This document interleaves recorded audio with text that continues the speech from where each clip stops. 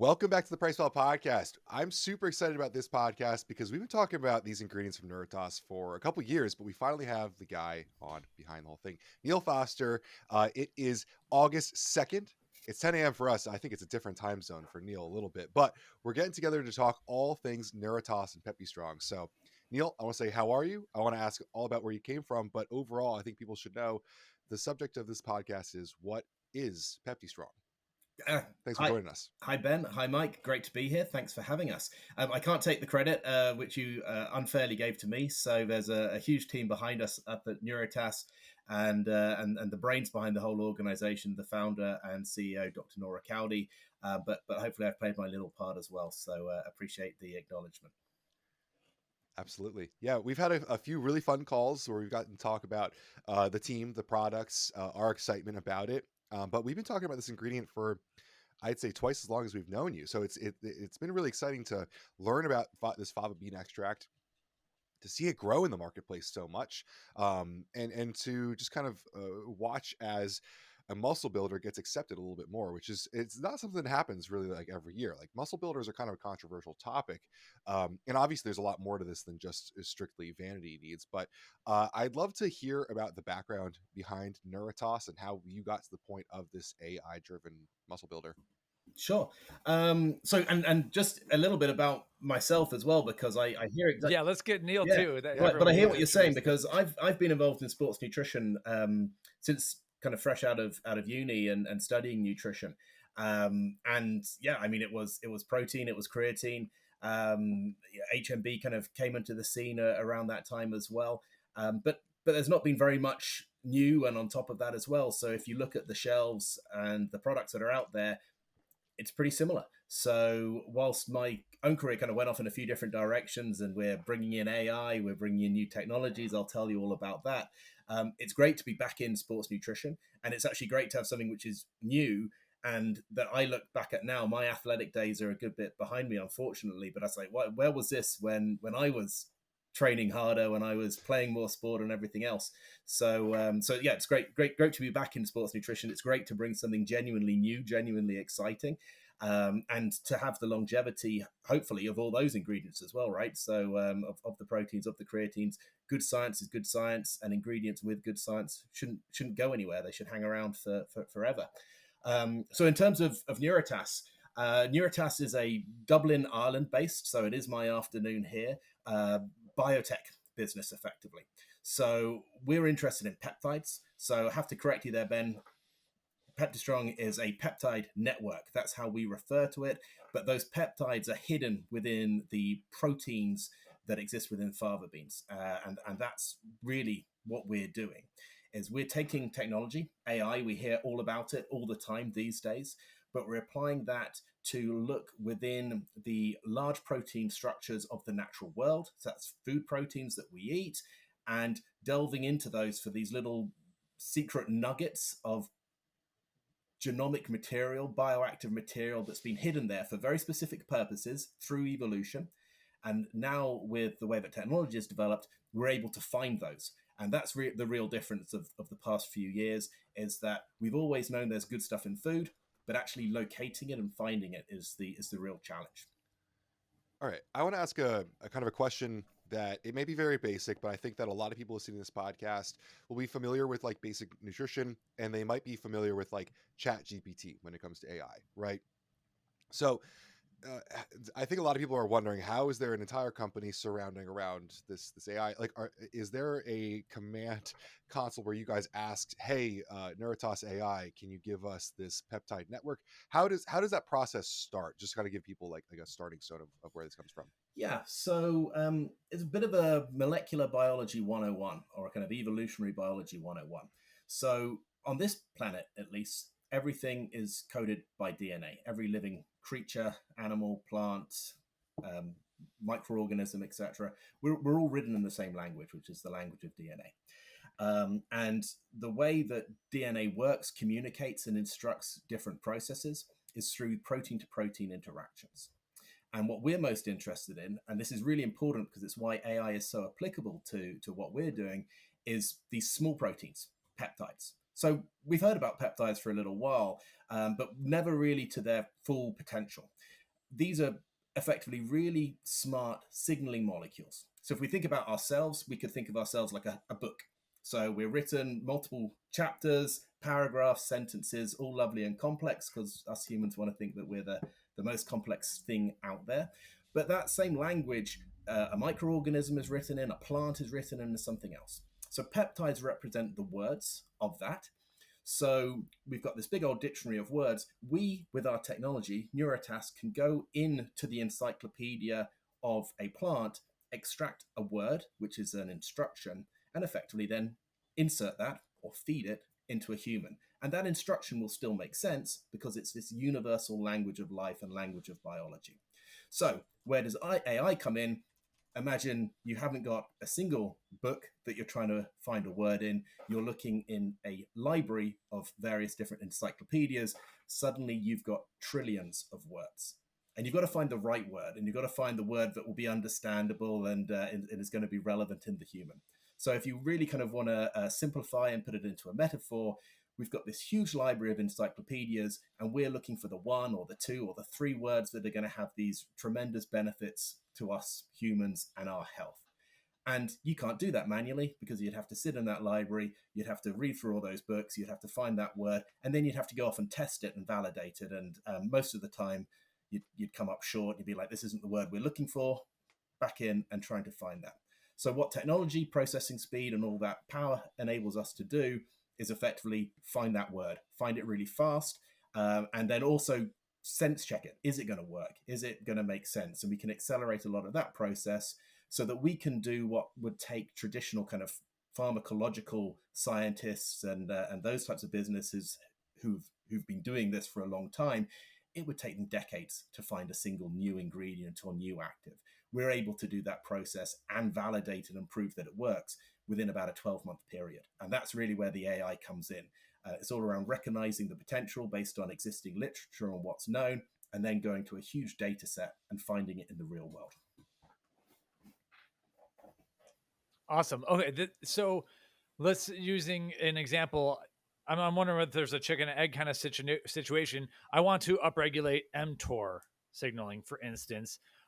Is that like all you tell the AI, or do you need to have more snippets of information? Like we have an idea that it is this molecule or this protein or this mechanism. Go find things that deal with that. Like how vague of a question can you give your AI? Yeah, so you can come about things at a few different ways. So a lot of the times, and in a kind of pharmaceutical world, it's a bit of a nail and a hammer approach, which is I have a very specific target and I want to hit that target. And then you're very much thinking about structure and you're thinking about molecular modeling. And we can do a lot of that activity as well. And in some projects, that makes a lot of sense.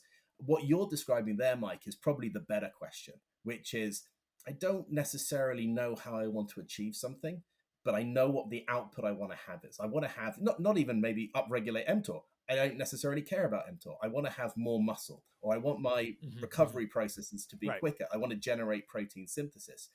And that is a much wider search term because you can look at everything in those areas. So you can look at different mechanisms that could all be interacting, of which mTOR is just one of those.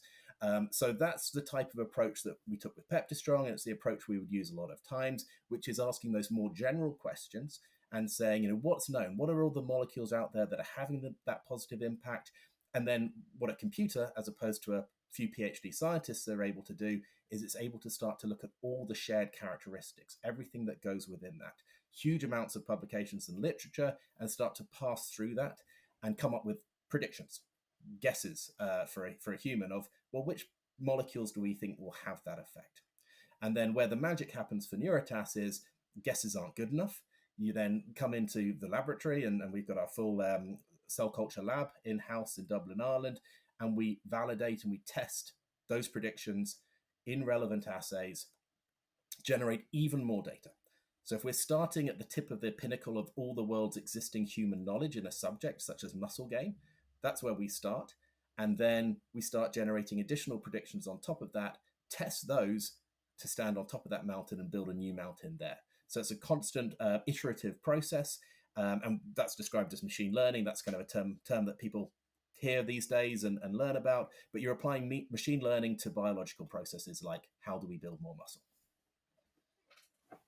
Excellent. Okay, so I guess I'm going to veer off into a marketing question right now. It's obvious that you're making the AI part of things like kind of your introduction into this.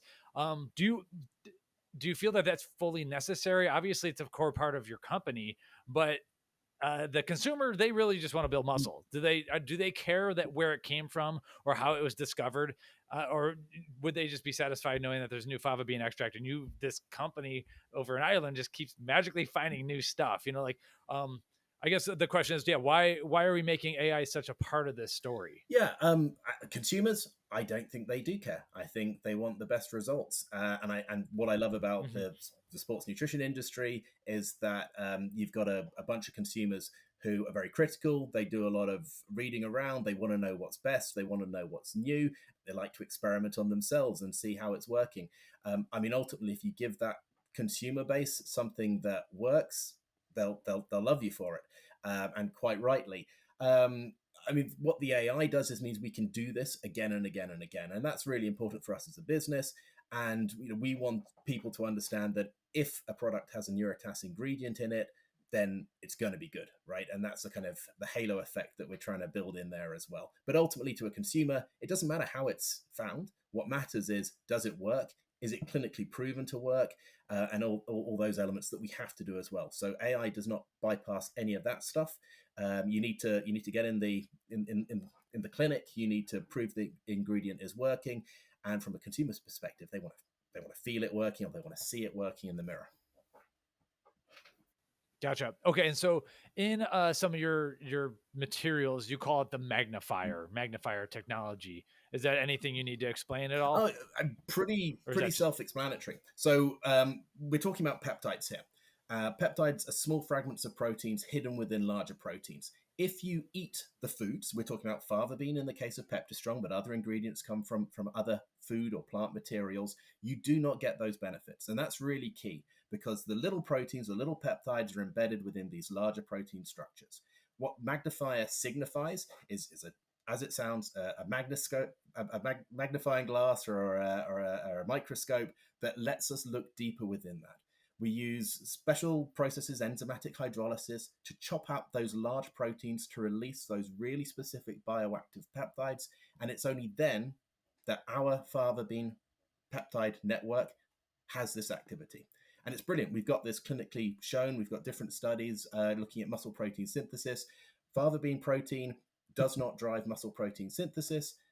PeptiStrong drives muscle protein synthesis 4 times that of a milk protein comparator. So kind of it couldn't be plainer in the literature as to the difference that peptides over the whole foods make. A magnifier is all about us going deeper and finding stuff that's hidden within that, and then releasing it or unlocking it to have its effect.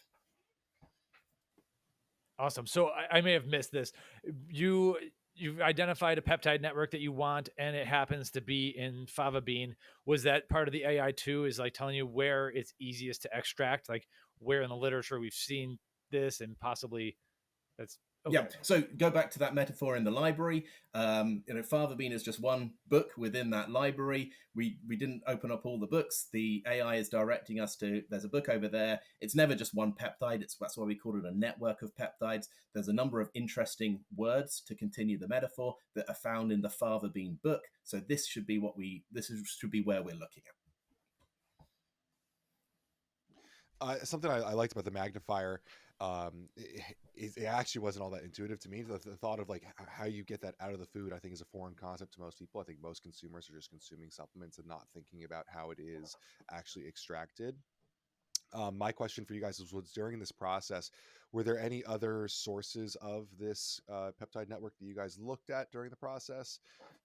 You will not find the exact network in any other plants. We did have a short list. We had a couple of interesting materials that we took forward, but of course, we're only interested in bringing the best one to market, right? So PeptiStrong and fava bean is the best peptide network for increasing muscle protein synthesis and reducing muscle atrophy and all the kind of benefits that we've proven in it. Awesome. Mike, I don't know if you have anything else that you wanted to talk about in this section, but I would like to get into the studies that Neil mentioned, especially the human. Yeah, I studies. think it's time to understand the PeptiStrong itself then. Yeah. So, Neil, there was when we have to give a shout out to Glaxon who brought Anomaly to market with PeptiStrong early, but it was mostly cell data. Although we were understanding at the time there was human data on the way. So I don't know if you want to start off with the cell data or if you want to talk about the really compelling human data. But if you could take us through like the studies that you guys had commissioned on that, that'd be great. Yeah. And I do want to talk about Glaxon as well, like because they kind of took the chance, I guess you could say, on this, and I think that's worth a shout out. So I'd like to kind of hear about the process of working with Joey on that as well, because we've had him on the podcast talking about AI as well. So, but yeah, first let's kind of hear about these studies and these ingredients. Yeah, and just to answer the last question first. We had a lot in our pocket data wise, but a lot of this was happening in the absolute midst of COVID lockdowns. So clinical trials during lockdown, especially the kind of clinical trials that require the subjects to come back into the clinic when you're meant to social distance and all sorts of things, are incredibly challenging. So we were saddling a lot of good information and good data, but we weren't necessarily able to finish some things off or go through the whole publication process. So yeah, that's I have to say kudos to Joey who we know well and obviously very fond of. He kind of got in there first and could see what was coming quickly down the funnel. So in terms of so when we start with any ingredient, a lot of the work starts in vitro. It starts in cell-based assays, and we had a number of different because we wanted to take an approach to muscle health that isn't just driving muscle protein synthesis. And this is where a lot of existing ingredients focus. It's like a car. The muscle protein synthesis is like the accelerator. But as we age, or if we're overtrained, or lifestyle habits and a whole bunch of things, you can't just press the accelerator down faster if the engine's got other issues. So you need to kind of address the whole system that's in place there. So we had a number of different target assays and target benefits that we wanted to hit, which is why this Fava bean peptide network is so unique, because it's flicking a few biological switches as opposed to just this single target. So we did a lot of work in cell-based assays using muscle cell lines. One of my favorite kind of piece of data and result that we can show from an in vitro perspective is looking at muscle protein synthesis.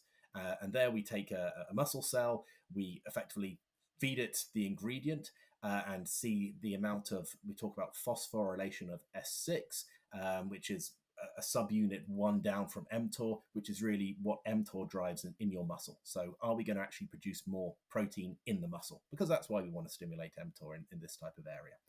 So we've got a really nice kind of data there that we're looking at whey protein. I come from a background in sports nutrition. I love whey protein. We haven't got bad things to say against it. It is the gold standard in kind of nutritional protein supplement. But what we're able to show is that we significantly increase muscle protein synthesis above whey protein at 1/100th of the dose. And this is really key because PeptiStrong is not a better protein. That's not how we're positioning it. It's not what the science tells us. It's not what it was designed to do. What it does is it sends an instruction to the muscle cells, to our muscles, to increase muscle protein synthesis. It's not just providing the nutritional building blocks to do that. So this is really fascinating because kind of traditional protein quality and protein science would say it's all about protein quality, and specifically in muscle health, we tend to focus on branched chain amino acids and leucine in particular as to one of those. So if we're putting 1/100th of the protein, plus it's a plant-based protein, so we typically assume that to be far inferior, there's no way it should be outperforming whey protein. So that was like a really important first sign and result to us, and it carries through the other data that we've done as well. So it's just, this is not another protein, this is not a nutritional source of proteins, this is something that is an instruction kit to go with your proteins.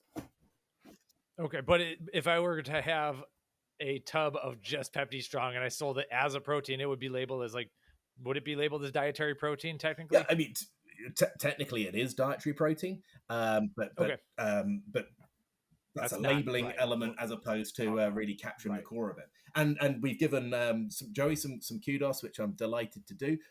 We should also look at our newest partner, GNC who have actually launched a product. I think Ben's already covered it, where we're taking an advanced whey protein isolate and pairing that as well. So that's really going to the building blocks and the instruction kit all in one product as well. And that's very much how we see PeptiStrong's use. It doesn't have to be supplemental protein. It could be your dietary protein as well. It's helping or instructing your body how to use the protein that you can consume. So back into the studies. So we've got 2 human clinical studies that are completed at the moment. So the first one of these was an immobilization study. And this was our first study with PeptiStrong. And what we were keen to do is exactly what I've just said. We've got sat on this really interesting result about increasing muscle protein synthesis above and beyond whey protein. So we want to prove, one, that we do that within the body, because things working in cells and in vitro, that's relatively common. That's great, but we need to prove that they work in a human scenario. So we wanted to extrapolate that result and kind of put it into a human format and really disassociate or separate what a protein does to what peptides do. So in this study, it's done at Maastricht University, and it's an immobilization study. So we got a bunch of male subjects, and we put one of their legs, each subject's, into a full leg cast. So that completely immobilizes the muscle. And when you do that, this is evolutionary programmed. If you can't move the muscle, you will lose the muscle. So that's hardwired in evolutionary reasons, because muscle is really energy expensive. So we don't want to be wasting calories on preserving muscle that we're not able to use. The body will just start to break that down.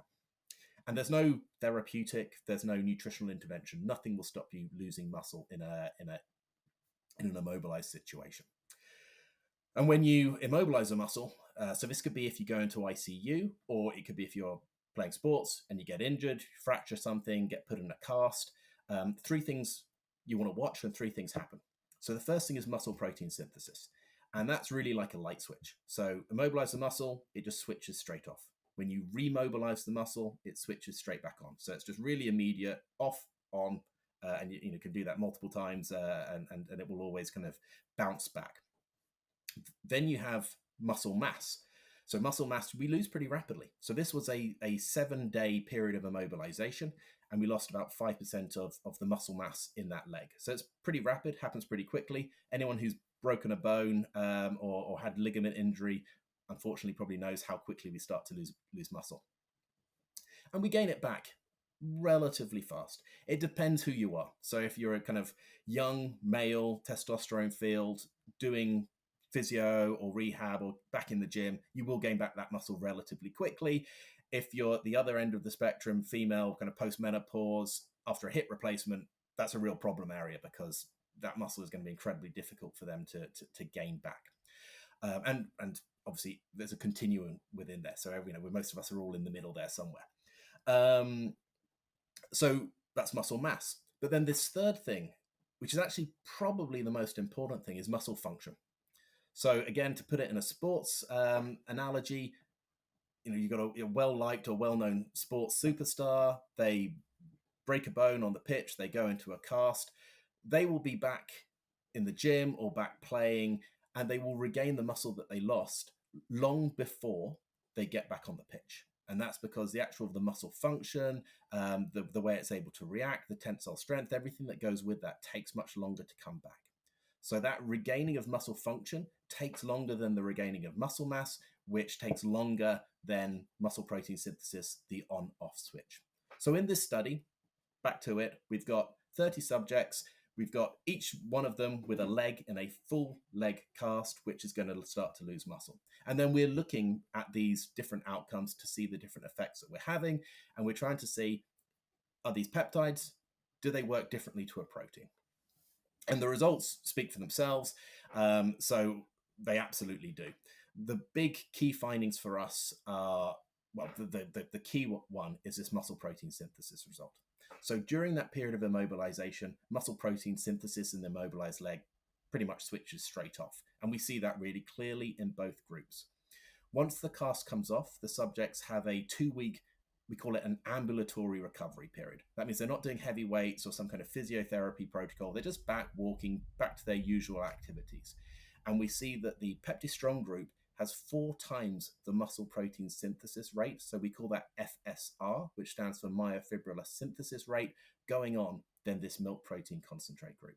So that's like an absolutely inexplicable finding, because it just shouldn't happen. Milk-based proteins are meant to be the best out there. This inferior plant protein, if that's what it was, should not be having anywhere near this effect. So this was incredibly cool for us, and it exactly supported from that in vitro and from the AI and the prediction strategy that we followed, that we want peptides that are sending those instructions to increase muscle protein synthesis. So it's a really, really cool finding. Obviously, to a consumer, it's back to your point, Mike. Do they care about the AI? Well, also, do they care about muscle protein synthesis rate? They probably should, but you can't see it and you can't feel it. So yes, I know I've got increased muscle protein synthesis, but what does that mean? What can I feel? And the great thing that we're able to show in that study is that not only did they have this massive increase, is that they fully recovered muscle strength in the 2-week period of recovery, whereas the milk protein concentrate group was not able to fully recover. So there we've got a functional output that the users can see and feel, as well as this kind of great what's happening within the muscle readout as well. Now, I'm not sure if we can claim the statistical part of things, but the number I have is 103% strength recovery. So that mean did they actually get stronger than when they started? We wouldn't go so far as to look at that. We've got some extra data and some extra clinical, right. and the next clinical we're seeing a really interesting result there. And we know they fully recovered. The measure of strength we're looking at there is leg press. So the data is the data. But really at this point we're delighted that they recovered, and that would be the main thing that we're looking for. Obviously, this is immobilization. But we shouldn't look at this in just immobilization. So the second trial we've done is exercise recovery. So typically there's 2 things that damage muscle. Well, 3 things. There's acute injury, but we're not doing that, and we wouldn't get ethics approval to actually hurt people in a clinical study. So there's exercise injury, and then there is this immobilization or disuse injury, and that's leading to this muscle atrophy. So what we've done in our 2 clinical studies, we haven't talked about the second one yet, is we've shown that we help recovery from the main challenges, because PeptiStrong is all about priming and amplifying the muscle's process. So it's doing the right thing. So the machinery, the engine of the muscle is working effectively. So that's what we're trying to establish here. Healthier muscle is going to recover better. And from what we see, PeptiStrong seems to make muscles healthier. Do you have any theories? This is slightly off topic. Any theories of like overall general wellness? Maybe it's associated with muscle health. When I'm on PeptiStrong, I just feel better in general. I don't know if anyone else has commented that, and maybe it's because I'm like not as ragged and sore. I've been hitting it pretty hard. I got a couple of races coming up. It's noticeable, is what I will say. So I just feel better. Is anyone else kind of saying this? Yeah, I mean, we talked about it again with the AI, right? And who really cares? And they care about results, and more so if you can feel something, then that's really, really just it gives you the reason to believe. I used to play a lot of sport, kind of semi-professionally, quite competitively. These days, I'm a very bad runner, and I know instantly whether I'm using PeptiStrong. I've got my own supply stashed up, and as soon as I run out and need to go back to head office to get more PeptiStrong sent over, I feel the difference in my recovery.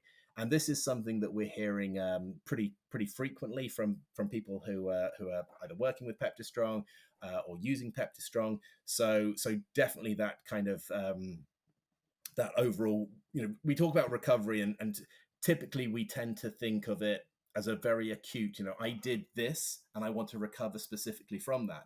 But, we're in constant challenges of our energy, of our bodies and our muscles and everything what we're doing. So, I when I talk about recovery, I'm not kind of thinking recovery from that bike ride I did or from that run. I'm just thinking, recovery from everything. It's, when you wake up in the morning, how much of the hangover, not alcoholic based, but hangover from just the activities and the stuff I did yesterday, even if that was just sitting in a chair all day on a laptop and working away. So we definitely get that. We see some really interesting results in that second study around muscular endurance or fatigue, to put it from the other perspective as well, which seems to back that up. So I think that's quite a recurring theme that we're hearing and we're seeing. Yeah, I think recovery is a little too often thought about like in the acute, like that, that anabolic window after the workout where you're taking your protein in that moment, which it's funny because PeptiStrong has been put into that with GNC's protein, but I feel like incredible if I can use Anomaly. For me, I use it every single day, and it's just a status that I have over time. Like it's just, I perform better, I feel better, I wake up in less pain, kind of your hangover that you're talking about. Like I don't know if there's anything in terms of injury prevention, but I feel like I just function a lot better as an athlete when I'm using it regularly. And what we have to remember with muscle, and it's one of the reasons that we have this AI platform, we could go into any area of health. So why did we go into muscle as one of those first areas? And we are in plenty of other things, and you'll see lots of other ingredients from us as well.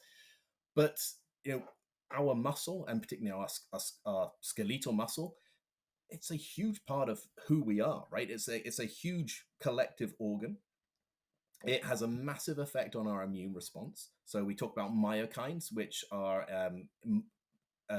muscle related or exercise related signals that come out. Some of them are for immune response and recovery, but send messages to our brain. It's why exercise is so good for our mental health and our mental well-being and our cognitive decline. So this muscle, it's our energy reserve. It's where we store our glycogen, our carbohydrates to fuel our brains and everything else that we're doing. It's an immune reserve.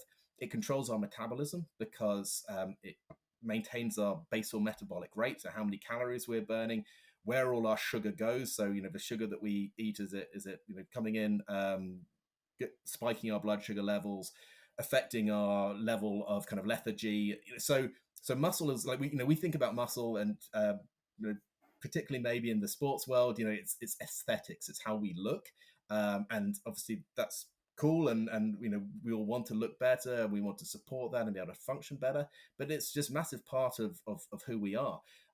So I think there's probably a lot of we talk about a number of areas of science where we're learning so much more of the interplay and the interaction, but I think it's it would seem pretty reasonable that being healthy and having muscles in good shape are going to have knock-on effects kind of all through the body and everything that we're doing. Cool. It's okay to admit that the sports nutrition part of the industry is by far the best part of the supplement industry. So that's also why we're here. But it does seem like with the current data you have available, this would be an incredible ingredient for aging population.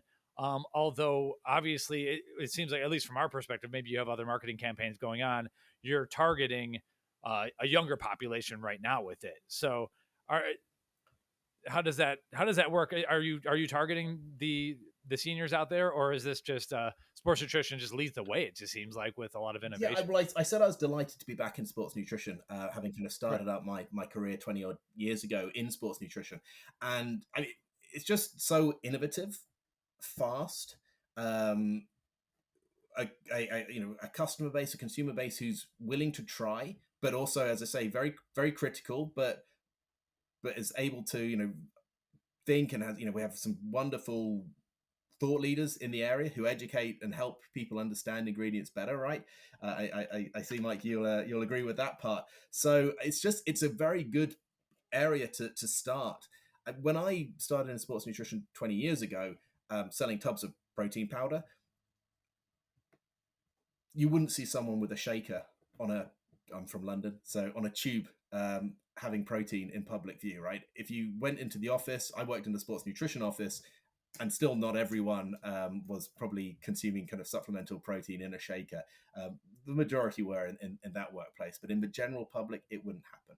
Now, if we go just down a supermarket, every single aisle of the supermarket, every category has protein fortified options or has products that are saying, well, look at our protein content, whether that's normally occurring or they've actually fortified with protein. And so many of these trends that make it into mainstream health have started in sports nutrition. So it just seems to be the entry point. It's the most willing consumers, the most, say maybe the smartest or the most forward-thinking consumers, and then it gradually gets through as well. So that makes perfect sense. Absolutely, we have big plans for PeptiStrong in the aging nutrition area. That's the area with most need. If we don't need to pack an extra 10 kilos of muscle on an athlete, a sports person, a bodybuilder, etc. That's not going to do great things for humanity. It's not going to save the world. But globally, we've got this huge aging population, big issues with loss of independence that come with losing muscle. So you become frail, you can't leave the house, you can't interact socially, which then has other knock-on effects in terms of mental health. So there's a huge problem there that we absolutely want to be a part of the solution for. Clinically speaking, takes a little bit longer, because when you're working in an aging population, you can't just run a study and say, well, we've gained more muscle in a short period of time. You're typically looking at kind of trials where you want to show you haven't lost muscle over a period of years. So it's a more expensive endeavor, but absolutely that's where we're headed as well. We always look at muscle health as a continuum, kind of young sports nutrition, muscle growth on the far left of that. And then at the far right, you've got that clinical, frail, sarcopenic type audience as well. But we're all looking for better muscle health, and we would all benefit from better muscle health. Cool. So let's talk about application of the product.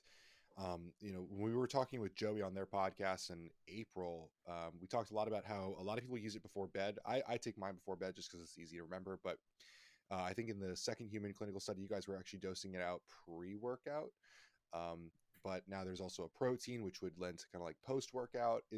From Nuritas' standpoint, is there a recommendation on when you would take it, how you would take it, or a dosage or anything like that? Yeah. So, and we haven't gone through the second study yet, but in that second study, we're giving 2.4 grams of PeptiStrong. We've put it in capsules just because that's a nice, easy way, and it's very easy for the subjects, for the administration of it. So everyone knows I've got to take 5 pills in that case, and then that's done. I think the main thing here is to go back to the fact that it's not a nutritional product in terms of it's not going to be 2.4 grams of PeptiStrong is about 1.6 grams of total protein. And no one in the history of sports nutrition has ever promoted a 1.6 gram load of protein to do anything. And this is just, again, another one of those proof points that shows we're not working by any kind of nutritional typical amino acid means. So we're giving that in the morning, to be honest, because that's the easiest way to get the participants in your clinical study to make sure that they don't forget. Because if you tell them to take it before bed or something else, ultimately they end up forgetting. And then your study results, you lose the effect potentially. So we have them taking it in the morning. But so actually we haven't done enough, and there's more work we would potentially want to do and will do in the future around timing and around doing a round sport, be that before, after, during, etc. But ultimately, the way we see PeptiStrong working and the way that our studies show this working is that it's priming the muscle and improving the way it responds to what we would call environmental stress. So that could be exercise, that could be the immobilization. So in our second study, we do a 14-day, every day kind of, I wouldn't call it a loading phase because it's the regular dose, but it's almost like a preparation phase before we have this exercise challenge. So basically it's just making sure, and maybe it doesn't need to be the 14 days. It's just that's the length of time we've done in that study. But by doing that, it's primed the muscles so that when we gave them this exercise challenge, they're able to handle it better than the placebo group who weren't given PeptiStrong. So we're not entirely sure how important the timing is, but we know and we feel very confident if you get your 2.4 grams of PeptiStrong in the day at whatever time, it's still going to be giving and preparing the muscles and priming the muscles to respond better to those, again, as I said, the environmental challenges. Okay, cool. So yeah, for the record, I take a pre-workout just so I don't forget. So I try to keep it around the same time every day. A lot of times when we're writing about something, and this would obviously at 2.4 grams, you're going to have multiple capsules. I oftentimes just recommend split doses just in case, 8 a.m., 8 p.m., and then to keep it flowing every 12 hours. I'm not sure if that's really needed, as like it's more of a signaling thing, but sometimes that's just a general recommendation too. But if you're going to forget every PM, just get it done with, like you don't want to miss. It's I completely agree. And yeah, for the record, because you shared, Mike, I take mine post-workout, just because that's when I typically would knock back a protein drink as well. So it just kind of serves to remind me to do it then. But yeah, also I think we always with a meal is quite useful, but not required. It's not one of these things that you need to avoid taking around food or anything else from that. Just because, again, peptides, they're the language of the biology. Our bodies know what to do with them, so that means it's less important around the timing and the dose.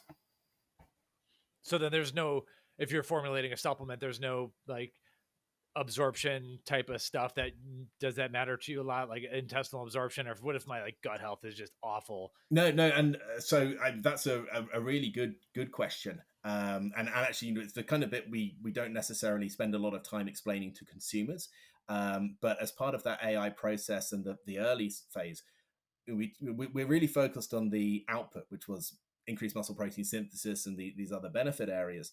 But a lot of what goes into the technology is also ensuring bioavailability as well, so that we're not wasting time. And that's where technology can be really good, because we get our list of prime targets, our leads, but we also want to say, well, which ones actually aren't going to be bioavailable? So we've done a lot of work and published on the fact that our peptides withstand digestion, are not just bioactive, as in they increase muscle protein synthesis, but they're also bioavailable as well. Awesome. So just to reiterate in that last study, so PeptiStrong wasn't taken just before that one test day's workout. It was taken 14 days, but then on test day it was not taken. Yeah. Is that so kind of right? Yeah, let me take you through that one. So we did this first study showing the difference and separating proteins from peptides. The second study was we call it an exercise insult or an exercise challenge study. So here we're giving 2.4 grams of PeptiStrong in capsules, just to keep it nice and simple, in the morning with first meal of the day, versus a placebo. So it's a placebo-controlled randomized study. They come in day 0, and we are taking baseline strength. And the way we're collecting strength and thinking about strength is we're using a measurement called peak torque, so a maximum amount of strength that you can produce. You do that on a leg extension, so it's called an isokinetic dynamometer. And the good thing about that piece of kit, unlike doing a bench press or doing a squat, there's no kind of technique or other kind of elements in that which can make it more challenging or you can improve upon just by sorting your technique out. It's a really true measure of strength. So we take their baseline and then we send them off for 14 days with either their PeptiStrong capsules or with a placebo, which is just an inert fiber that's often used as a control.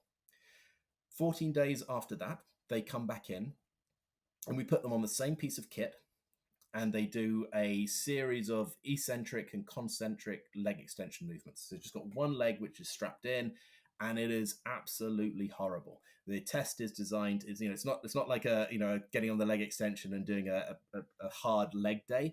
It's that times 10. It is designed to cause as much damage and therefore delayed onset muscle soreness in the quads as possible. You're hobbling out of there, and you're hobbling for a couple of days. That's the whole purpose of the study. It's also why you can't do a crossover design, because the subjects won't come back in to do it again on the other leg or to try it with the other one. So it's really nasty, and yeah, it's not something you would volunteer for, or at least you don't volunteer for it twice. So you're right though. So Ben will, yeah. 14 days of taking PeptiStrong. I really want to come do this. Yeah, well, okay. Well, we can invite you around, Ben, and we can do some muscle biopsies as well, because they're really fun as well. So I'm not interested in that one, for the record. Okay, no biopsies. So you're quite right though. They came back in for test day, and they were fasted, so that we're trying to balance all the kind of the different factors out there and make sure that everyone's coming in a very similar fashion. And they performed this exercise insult, this exercise challenge. Then they they go away. They have their meal after that training session. They take their PeptiStrong then, and they've got 2 more days where they're continuing to use PeptiStrong as per the standard recommendation. And then we bring them back in again at 3 days. So we've got a 48-hour recovery test and a 72-hour recovery test. The recovery test, we're looking back at that peak torque. So effectively what you expect to see here is we've got a baseline level of the strength that they have. You give them the exercise challenge. That's just to absolute failure. So we don't care how well they do in that, because some people are stronger than others. Some people have a higher pain tolerance than others. That's irrelevant. What we want to see is at 48 hours, you expect their strength to have gone down, because we expect them to be in too much pain and have too much muscle damage that they can't apply the same amount of strength. And at 72 hours, you're kind of starting to hope you're on the road to recovery. But when I get into the results, we saw a little bit more than that, or quite a lot more than that. So as expected, 48 hours, we're seeing that both groups have lost strength. PeptiStrong group is looking better than the placebo group, so we're really happy about that. But where it gets really interesting is at 72 hours. So at 72 hours, the PeptiStrong group have fully regained their strength plus.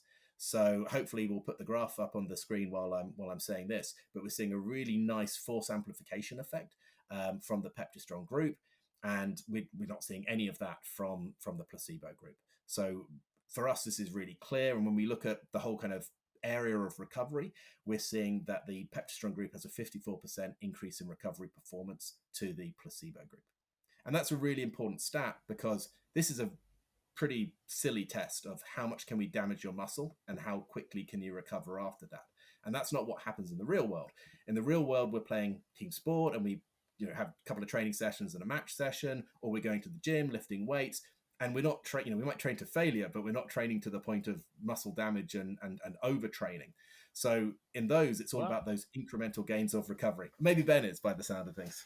Well, honestly, like the sports teams doing 2-a-days, military applications, like, yeah, they kind of are destroying themselves pretty badly.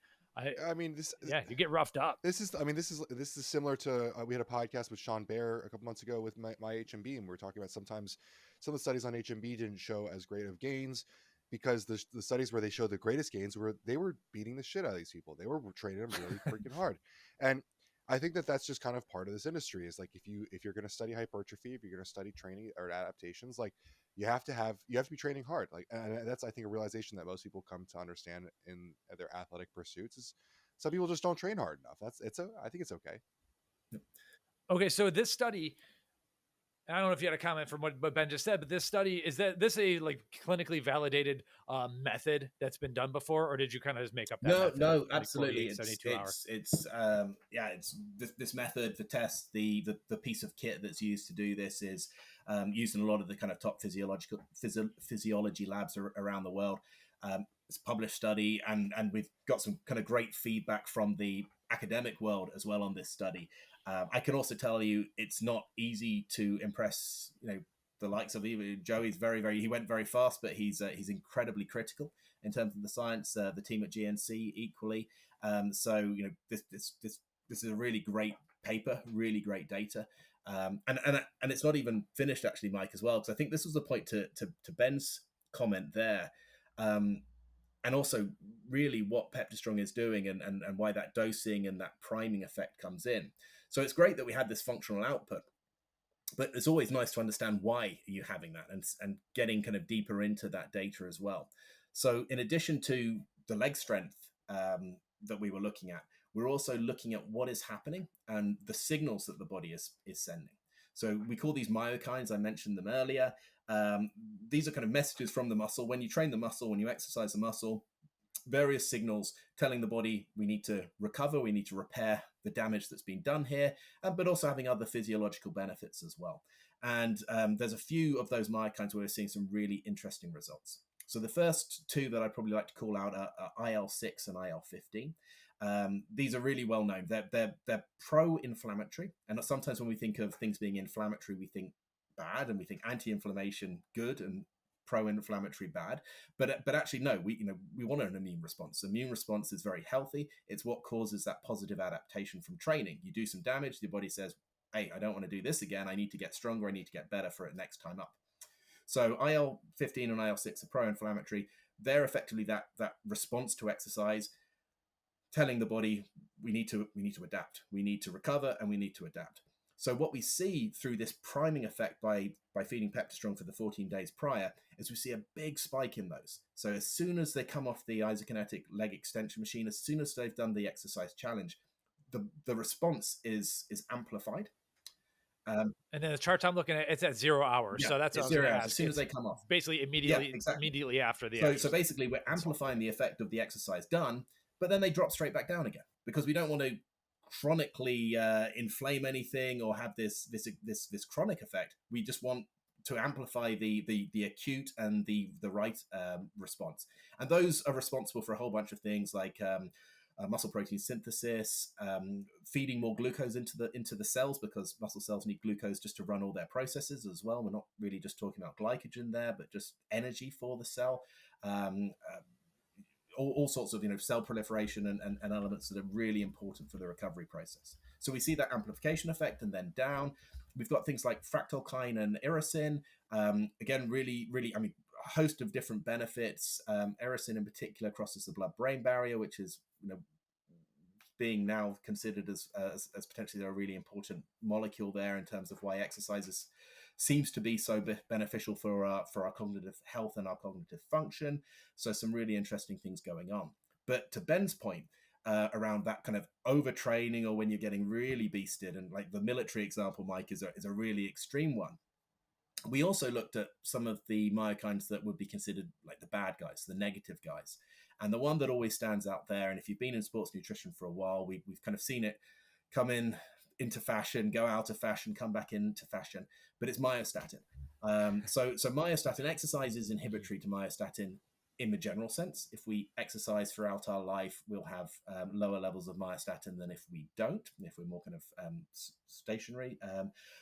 But this type of overtraining event causes a big spike of myostatin in the placebo group, and we see that we've kind of really knocked that out. So we see a little rise, but hardly anything in comparison to the placebo group. So for me, that's all about avoiding that overtraining. Train as hard, because the way that machine is, you can't take it easy. You're pushed to the absolute limit till you reach failure and beyond, but just not making that an overtraining event. And that's really exciting and interesting when you think about the athletes or military personnel who are wired the way you're describing, Mike, because they're going to push themselves to the absolute extremes. But there is always a downside of that. You can only do it so many times. You can only do it for so long until potentially there's a risk of injury or illness or something else. So if we can reduce the risk of that overtraining effect, I think that's really interesting.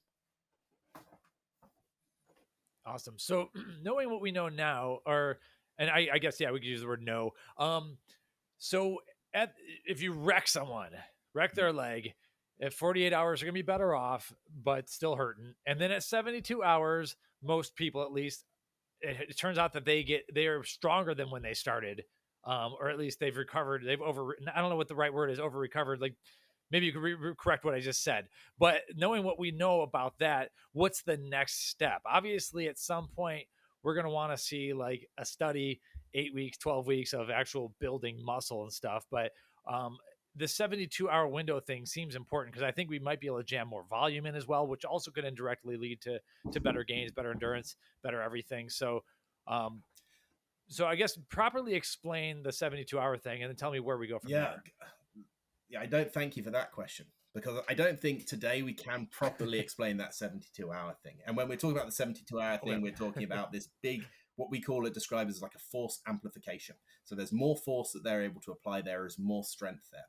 I think that was, if anything, not necessarily a finding we were expecting to see. It's very welcome, but I can't say that we necessarily fully understand that yet.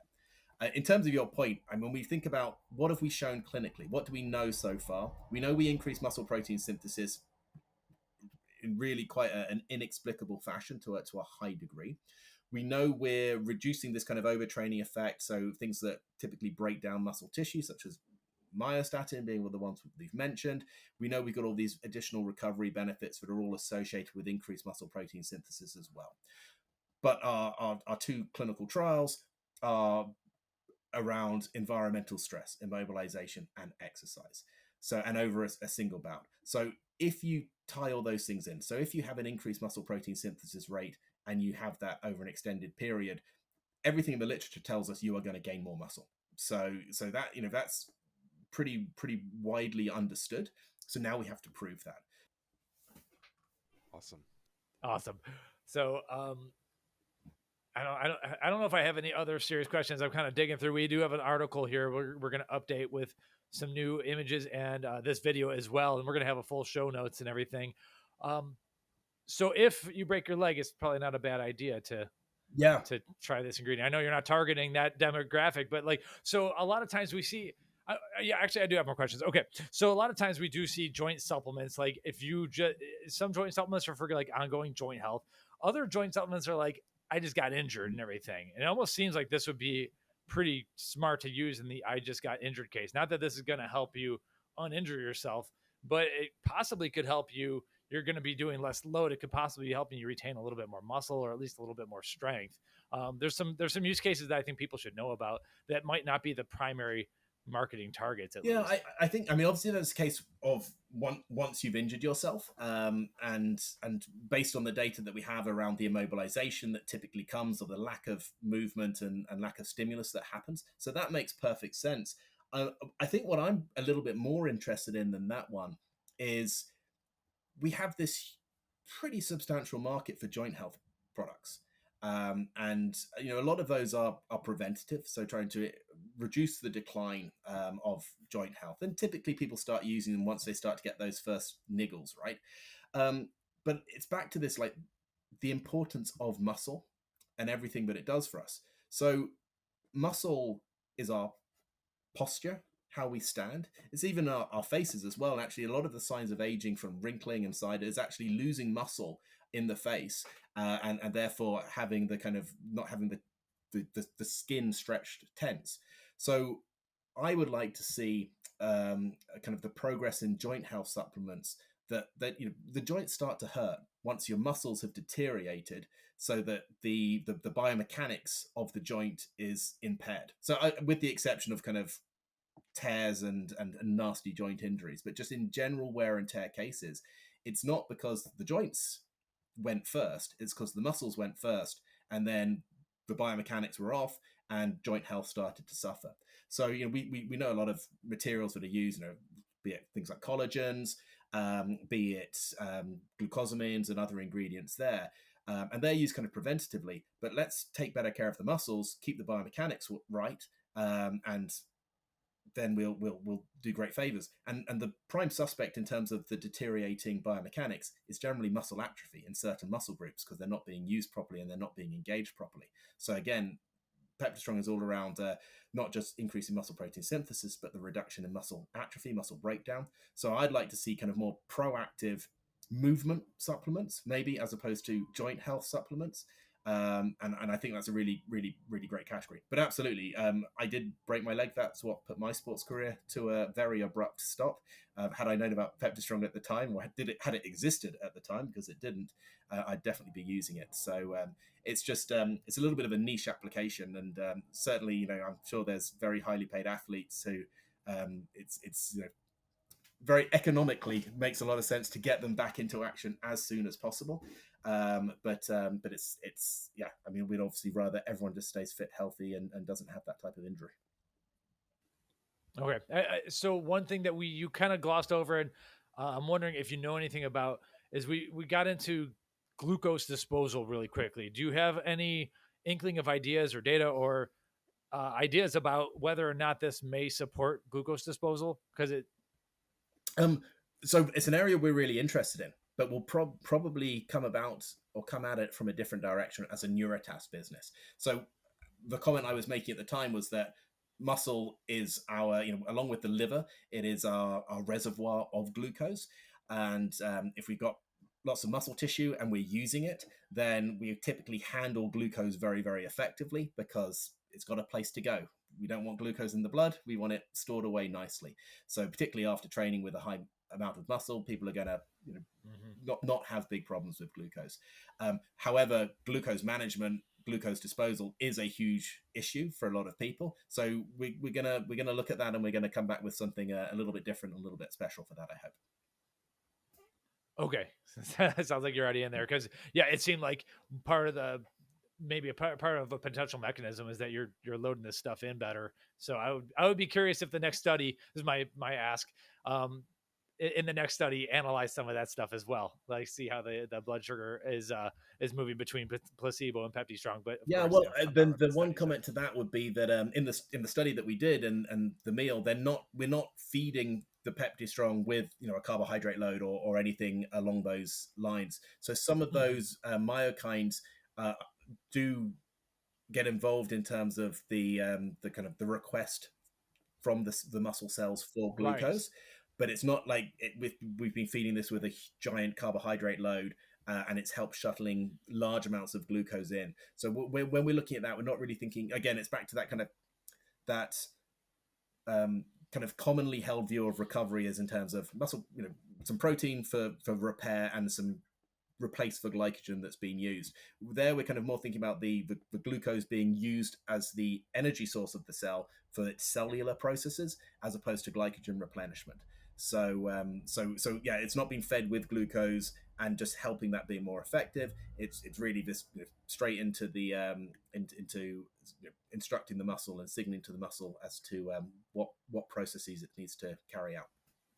Well, I think we're good to go. But Neil, usually we ask this at the beginning, but it seems like you've been around for a while. We have lots of like story time here as well. So like, can you tell us a little bit about your career? Were you with Glanbia or Optimum Nutrition? Is that what it sounds like? Yeah. So in my absolute youth, I started working with Europe's largest sports nutrition company, which is a company called Maximuscle. So I started in sports nutrition in 1999. I went to them actually while I was still at high school, and started to, because I was playing rugby, wanting to try and make a career out of that. So using some sports nutrition products, and then ended up buying a bunch and selling on to my friends who wanted to see what I was buying, using, and taking in the days when sports nutrition was really not common use or seen at all. I studied nutrition, so my interests were food, eating, and rugby. So I went to university to combine the two, which was to start playing rugby at a higher level. And the area of interest, I was going to study geography, which would have been a big mistake. But this new subject came out, which was nutrition, not dietetics, which didn't take my interest, but nutrition. Long before there was Instagram, TikTok, and everyone everywhere felt that they were some form of nutritional expert. So I dived into that, absolutely loved it, and kind of came out from university and went straight to the company whose nutrition products I'd been using and selling on. And I worked with all the sponsors that we worked with. So this was some Premiership football teams, rugby union and rugby league Premiership teams, British heavyweight boxing champion, a few British celebrities, so all sorts of people, teaching them about general nutrition, but also how supplements could play a role within general nutrition as well. So this was like pretty early days in European sports nutrition. That company ultimately went the way of quite a few legacy sports nutrition businesses, got acquired by a very big pharma company, and then kind of became less relevant, had more red tape and a few other things. But after that, moved to Glanbia, who were buying up a range of different sports nutrition brands at that time, but also if not one of the world's largest producers of whey protein globally. So been around the protein and the sports world for quite some time. Played some semi-professional sport along the way in terms of rugby, but it's always just been a category that I've loved.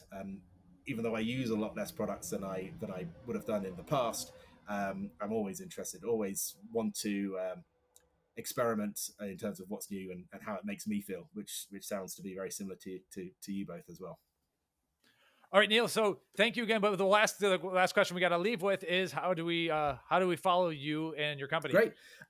So people can go to www.nuritas.com, where they'll see a lot on our pipeline and a lot of our news releases. clinical will be published there as they come forward as well, or the announcement of publications. Also on LinkedIn, where we're very active as well. So we have look forward and welcome anyone to keep an eye on what we've got coming down.